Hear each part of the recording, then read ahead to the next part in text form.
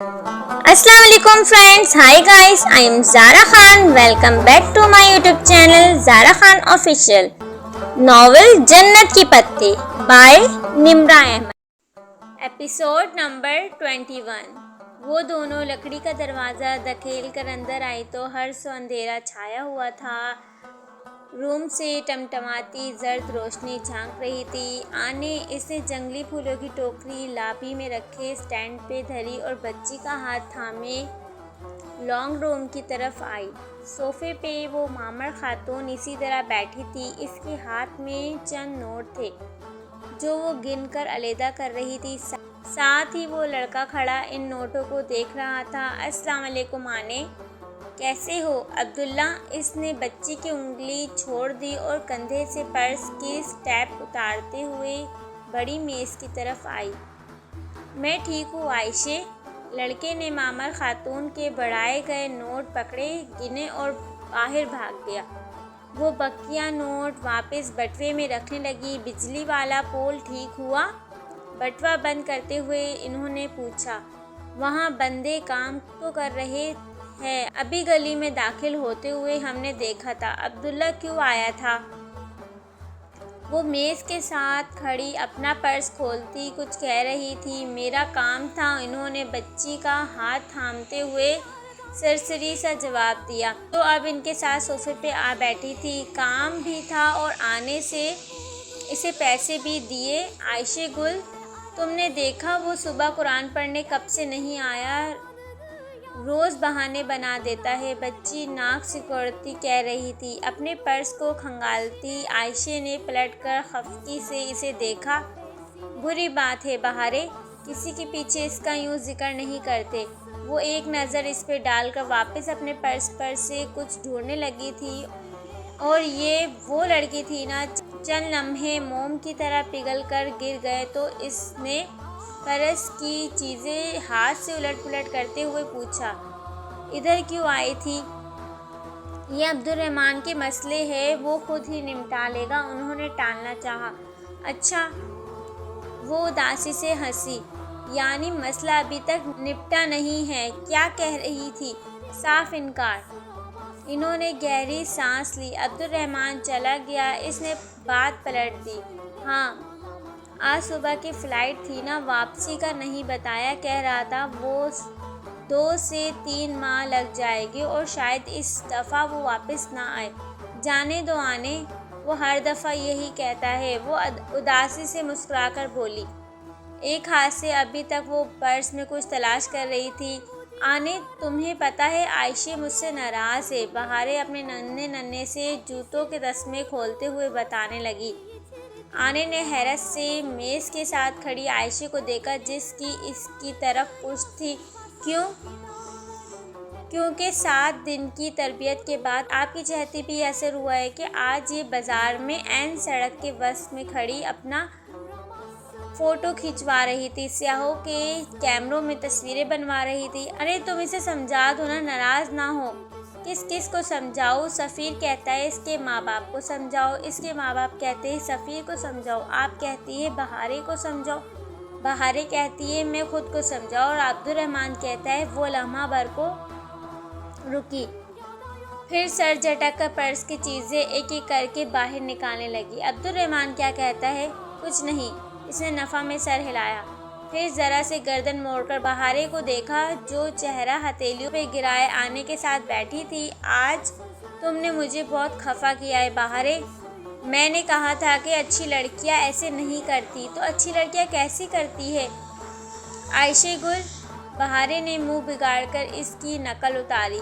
अच्छी लड़कियां अल्लाह ताला की बात मानती है, वो हर जगह नहीं चली जाती, वो हर किसी से नहीं मिलती, वो हर बात नहीं करती। पर्स मेज़ पे रख कर झाड़ा तो फिर मैं बुरी लड़की हूँ? बहारे पल भर में बोली। नहीं, कोई लड़की बुरी नहीं होती, बस इससे कभी ना कभी कुछ ऐसा हो जाता है जो बुरा होता है, जिस पे अल्लाह इससे नाराज़ हो जाता है। और जानती हो जब अल्लाह नाराज़ होता है तो वो क्या करता है? क्या? जब वो नाराज़ होता है तो वो इंसान को अकेला छोड़ देता है। और जानती हो क्या अकेला छोड़ना क्या होता है? جب بندہ دعا مانگتا ہے تو اس کی دعا قبول نہیں ہوتی، وہ مدد مانگتا ہے تو مدد نہیں ملتی، وہ راستہ تلاشتا ہے تو راستہ نہیں ملتا۔ وہ میز پہ نقلی اشیاء الٹ پلٹ کر رہی تھی، خالی پرس ساتھ ہی اوندھا رکھا تھا۔ کیا ڈھونڈ رہی ہو؟ سفیر نے اپنی ممی کو چابیاں دینے کے لیے کہا تھا، یہیں پرس میں رکھی تھی، پتہ نہیں کہاں چلی گئی۔ عبدالرحمن ٹھیک کہتا ہے، عائشہ گل کبھی کچھ نہیں کر سکتی۔ وہ یہ اس لیے کہتا ہے کہ تاکہ عائشہ گل سب ہی کچھ کرنا سیکھ لے۔ اس کی بات پہ اس نے ایک تلخ مسکراہٹ کے ساتھ سر جھٹکا اور چیزوں کو واپس پرس میں ڈالنے لگی۔ وہ چابی یقیناً کہیں اور رکھ کر بھول گئی تھی۔ آنے والے چند دنوں میں پڑھائی کا بوجھ ذرا بڑھ گیا تھا اور کلاسز کا شیڈول پہلے سے سخت ہو گیا تھا، تو وہ دونوں ٹیسٹ تیار کرنے اور دینے میں ایسی مصروف ہوئی کہ کہیں آ جا نہیں سکی۔ وہ 10 مارچ کے دن تھے۔ استنبول پہ چھایا قہر ٹوٹ رہا تھا اور باہر کی رسیلی ہوا ہر گلاب اور ٹیولپس کھلا رہی تھی۔ اب صبح سویرے گھاس پہ برف کی جمی ہوئی سفید تہ نظر نہیں آتی تھی اور سبانجی کا سبزہ اپنے اصل رنگ میں لوٹ رہا تھا۔ ایسے ہی ایک دن ان دونوں نے ٹاپ کپی پیلس میوزیم جانے کا پروگرام بنایا، مگر اسی وقت ہالے آ گئی۔ اس کے پاس دوسرا پروگرام تھا، میلو کینڈ میں میلاد ہو رہا ہے، چلو گی؟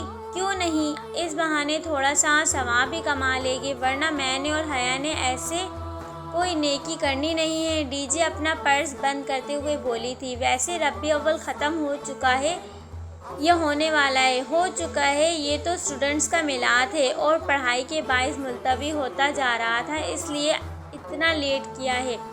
اب چلو۔ میلاد میں درس دینے والی لڑکی اونچی چوکی پہ بیٹھی تھی، سامنے رکھی چھوٹی میز پر کھلی کتاب سے پڑھ کر ترک میں درس دے رہی تھی، ساتھ ہی وہ ایک شرمندہ نگاہ سامنے دیگر لڑکیوں کے ساتھ بیٹھی حیا اور خدیجہ پہ بھی ڈال لیتی، جو سروں پہ دوپٹے لپیٹے بہت توجہ سے درس سن رہے تھے۔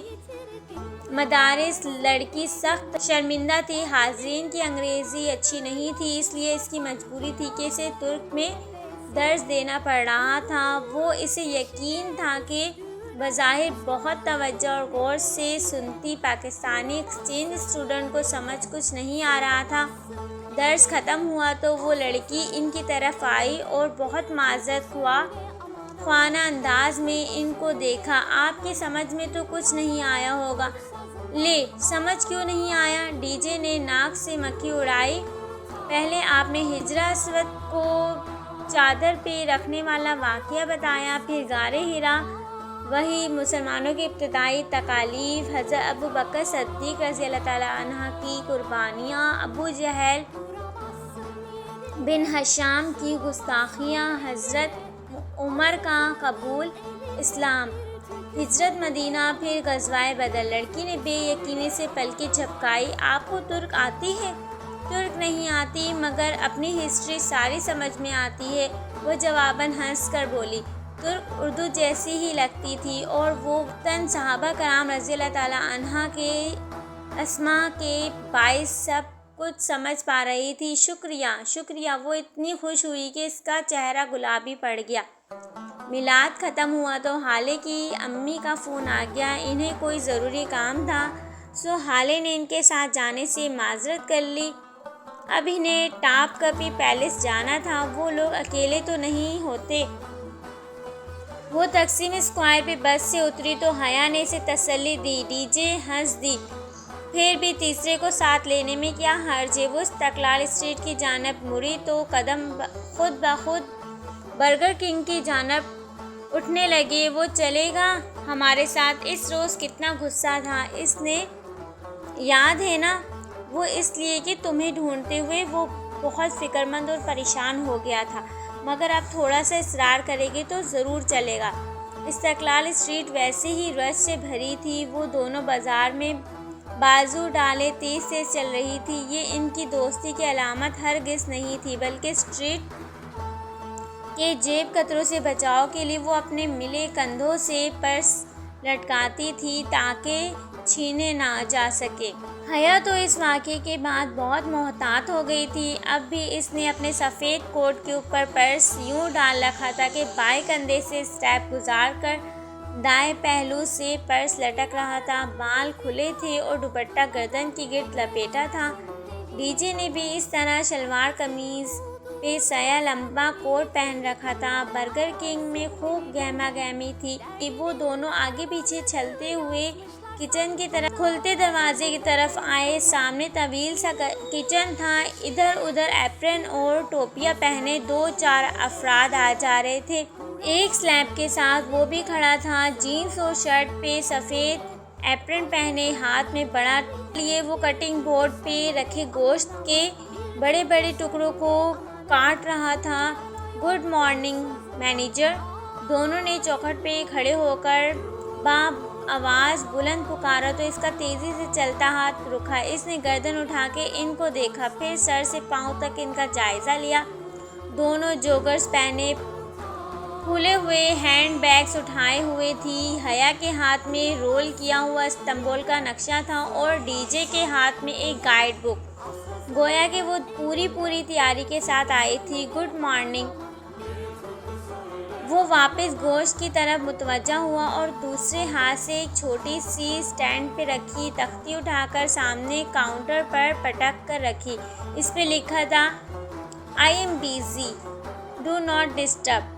حیا اور ختیجہ نے ایک دوسرے کو دیکھا، پھر حیا وہی چوکھٹ کے ساتھ ٹیک لگائے بازو سینے پہ لپیٹ کر زیر لب مسکراتے ہوئے اسے دیکھنے لگی، جبکہ ختیجہ مسکراہٹ دبائے آگے بڑھی۔ "ہم ٹاپ کپی پیلس جا رہے ہیں"، ختیجہ نے کاؤنٹر کے سامنے آ کر اطلاع دی۔ "استقلال اسٹریٹ سے باہر نکلو، تقسیم سے میونسپلٹی بس پکڑو، وہ پہنچا دے گی"۔ وہ سر جھکائے ایک ہاتھ سے گوشت کا ٹکڑا پکڑے دوسرے سے کٹ چلا رہا تھا۔ "مگر ہمیں ایک ہینڈسم گائیڈ بھی چاہیے"۔ "ہینڈسم گائیڈ ابھی مصروف ہے، کسی اور غیر ہینڈسم گائیڈ سے رابطہ کرو"۔ ڈی جے نے پلٹ کر حیا کو دیکھا، اس نے مسکراتے ہوئے شانے اچکائے۔ وہ واپس جہان کی طرف مڑی۔ "تو آپ ہمارے ساتھ نہیں چلیں گے"؟ "بالکل بھی نہیں، تم میں سے پھر کوئی ٹاپ کپی کے قلعے میں گم ہو جائے گی اور میرا پورا دن برباد ہوگا"۔ "ایک دفعہ پھر سوچ لیں، لکھ کر دے دوں"۔ وہ کہتے ہوئے ٹکڑوں کو ایک طرف ٹوکری میں رکھنے لگا۔ اس کے ہاتھ مشینی انداز میں چل رہے تھے۔ "اچھا، ایک بات بتائیں، استقلال اسٹریٹ میں جیب کترے ہوتے ہیں نا"؟ ڈی جے نے اس کے سلور اسمارٹ فون کو دیکھتے ہوئے کہا، جو قریب ہی چارجنگ پہ لگا ہوا تھا۔ "ہاں"۔ "تو سمجھیں آپ کی جیب کٹ گئی"۔ ڈی جے نے ہاتھ بڑھا کر فون اٹھا لیا اور حیا کے ساتھ آ کھڑی ہوئی۔ فون والا ہاتھ اس نے کمر کے پیچھے کر لیا۔ "کیا مطلب"؟ اسے شاید کا جھٹکا لگا تھا۔ وہ ہاتھ روک کر انہیں دیکھنے لگا تھا۔ "مطلب یہ کہ اگر آپ ہمارے ساتھ ٹاپ کپی پیلس نہیں چلیں گے تو ہم اس موبائل کو بیچ کر آدھا جواہر تو خرید ہی لیں گے"۔ "ویسے فون اچھا رکھا ہوا ہے آپ نے"۔ وہ الٹ پلٹ کر کے موبائل دیکھنے لگی۔ "پاکستانی روپوں میں 2-2.5 لاکھ سے کم کا تو نہیں ہوگا"۔ وہ چھرا رکھ کر ان کے سر پہ آ پہنچا۔ "میرا فون واپس کرو"۔ کڑی نگاہوں سے انہیں دیکھتے ہوئے اس نے ہاتھ بڑھایا۔ "ٹاپ کپی سے واپسی پہ دے دوں گی، وعدہ"۔ "مطلب تم لوگ مجھے یرغمال بنا لے کر جاؤ گی"؟ "کوئی شک"؟ وہ پہلی دفعہ بولی۔ "ٹھیک ہے، مگر یہ آخری بار ہے، پھر میں کبھی تم دونوں کے نکمیوں لڑکیوں کے ساتھ اپنا دن برباد نہیں کر دوں گا"۔ وہ ایپرن گردن سے اتارتے ہوئے مسلسل بڑبڑا رہا تھا۔ "اور آج تم دونوں میں سے کوئی کھوئی تو میں بہت برا پیش آؤں گا"۔ ہاتھ دھو کر جیکٹ پہنتا وہ اس کے ساتھ باہر نکلا۔ ٹاپ کپی سراہی کے سامنے وہ ساتھ چل رہے تھے۔ حیا درمیان میں تھی اور وہ دونوں اس کے اطراف میں۔ "جہان، یہ ٹاپ کپی سرائی کا کیا مطلب ہوتا ہے"؟ "میں ایک یرغمال شدہ گائیڈ ہوں اور یرغمال عموماً خاموش رہتے ہیں"۔ وہ جیکٹ کی جیبوں میں ہاتھ ڈالے چیونگم چباتا شانے اچکا کر بولا۔ "میں بتاتی ہوں، ٹاپ کپی کا ٹاپ دراصل اردو والا ٹوپ ہی ہے۔ جیسے تقسیم ٹاکسیم بنا، ویسے ہی ٹوپ ٹاپ بن گیا۔ کپی کہتے ہیں گیٹ کو، سراہے ہو گیا محل۔ سو توپ کپی سراہے بنا cannon gate palace. Topkapi palace 400 سال تک سلاطین کا محل رہا۔ سرمئی عظیم الشان قلعہ نما محل جہاں خاص کمروں کے پہرے دار گونگے بہرے ہوا کرتے تھے تاکہ راز محل سے باہر نہ نکلے، اور جس کے کون نما مینار شاہانہ انداز میں اوپر کو اٹھے ہوئے تھے۔ سلطان کا عظیم ورثہ اور اثاثے چینی پورسلن کے نیلے اور سفید رنگ کے ایسے برتن جن میں اگر زہر ملا کر کھانا ڈالا جاتا تو برتن کا رنگ بدل جاتا۔ 86 قیرات کے جواہرات سے مزین سلطان کے شاہی لباس نگاہوں کو خیرہ کرتے تھے۔ یہ منحوس گھاٹ ہمارے سر پر نہ کھڑا ہوتا تو میں کسی طرح 2-4 ہیرے تو توڑ ہی لیتی۔ ڈی جے آنکھیں چندیاں دینے والے قیمتی پتھروں کو دیکھ کر سخت ملال میں گھر چکی تھی۔ پولین آف ہولی مینٹل کے حصے میں دینی مطربات تھے۔ وہ ایک اونچا ہال تھا، منقش دیوار، رنگ برنگی ٹائلز پہ سجے چمکتے فرش، بلند بالا ستون، حیا ارد گرد نگاہیں دوڑاتی، شیشے کی دیواروں میں مقید تاریخی اشیاء کو دیکھتی آگے بڑھ رہی تھی۔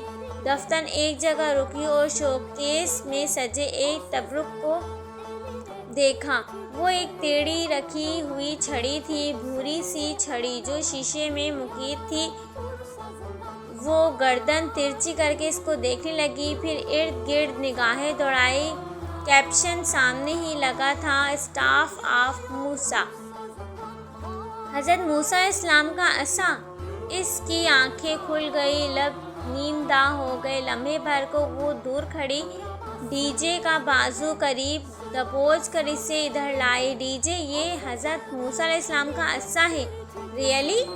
اس نے بے یقینی سے پلکیں جھپکی، مگر یہ ان کے پاس کیسے پہنچا؟ وہ دونوں گھوم پھر کر ہر زاویے سے اس کو دیکھنے لگی۔ جہان بھی جیبوں میں ہاتھ ڈالے خاموشی سے چلتا ان کے پاس آ کھڑا ہوا تھا۔ اس کے لیے تو سب پرانا تھا، مگر وہ دونوں تو مارے جوش کے راہداری میں آگے پیچھے ایک ایک تبرک کی طرف لپک رہی تھی۔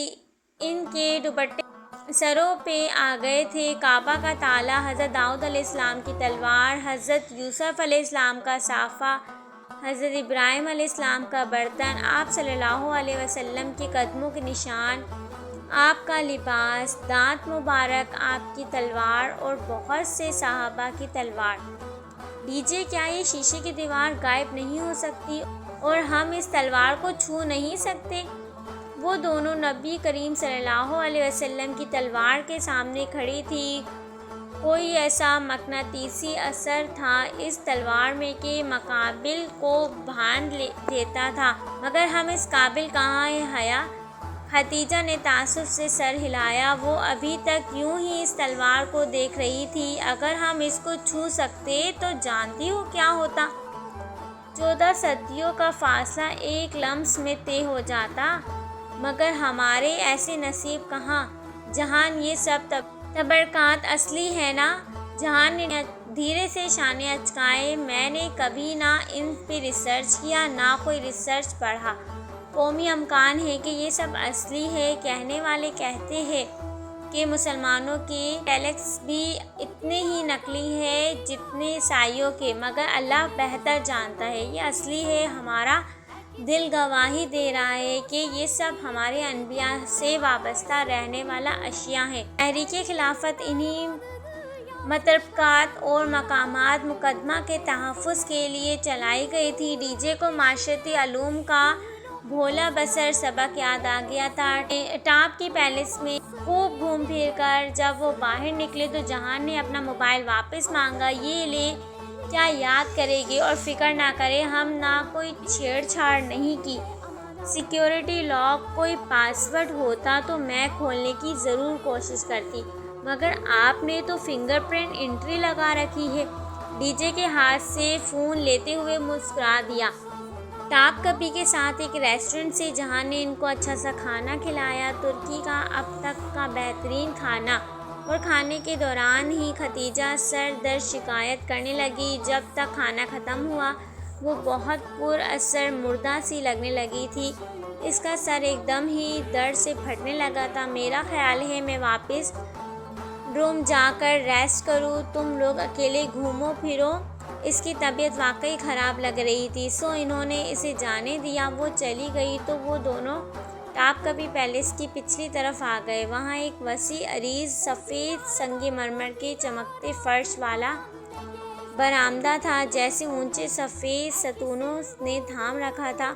برآمدے کے آگے فاصلے فاصلے پر چوکور چبوترے سے بنے تھے، جن کے سامنے ٹیرس کی طرح چند گز چوڑا کھلا احاطہ تھا۔ اس کے آگے اونچی سفید منڈیر بنی ہوئی تھی۔ وہاں کھڑے ہو کر منڈیر پہ ٹہنیاں رکھ کر دونوں دیکھو تو نیچے بہتا مرمر کا جھاگ اڑاتا سمندر دکھائی دیتا تھا۔ وہ جگہ اتنی خوبصورت تھی کہ دل چاہتا انسان صدیوں تک وہاں بیٹھا سمندر دیکھتا رہے۔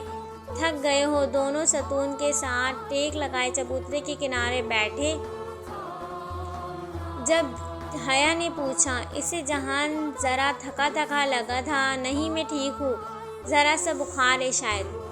اس نے خود ہی اپنا ماتھا چھوا، پھر اسباب میں سر ہلاتے ہوئے جیکٹ کی جیب سے گولیوں کی ڈبی نکالی۔ ڈھکن کھول کر ڈبی ہتھیلی پہ ڈالی، 2 گولیاں الگ کی اور ڈبی بند کر کے دونوں گولیاں منہ میں ڈالی، پھر نگل لی۔ میرے پاس پانی تھا۔ وہ اپنا پرس کھولنے لگی لیکن تب وہ نکل چکا تھا۔ تم ٹھیک ہو؟ تشویش سے اس کا چہرہ دیکھ رہی تھی۔ صبح ریسٹورنٹ سے نکلتے ہوئے سے یوں ہی جہان کی آواز دھیمی لگی تھی، مگر اس نے پوچھا نہیں۔ اب شاید اس کا بخار شدید ہو گیا تھا، کیونکہ چہرے پہ اثرات آنے لگے تھے۔ سرخ ہوتی آنکھیں اور نڈھال سا چہرہ۔ بس میں نے دیکھ لیا سمندر، اب واپس چلتے ہیں۔ تمہیں گھر جا کر ریسٹ کرنا چاہیے۔ گھر جاتے جاتے گھنٹہ لگ جائے گا۔ میں نے ابھی دوائی لی ہے، اس کا اثر ہونے میں ذرا وقت لگے گا۔ ابھی یہیں بیٹھتے ہیں، وہ نفع میں سر ہلاتے ہوئے تھکان سے کہہ رہا تھا۔ چند لمحے خاموشی سے بیٹھ گئے۔ ان چبوترے پہ دور دور تک ٹولیوں کی صورت میں سیاح بیٹھے نظر آ رہے تھے۔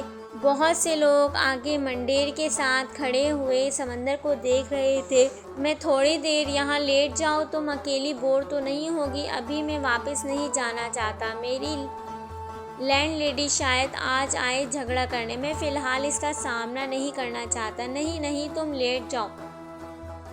یہ شال لے لو۔ اس نے بیگ سے شال نکال کر اسے تھما دی۔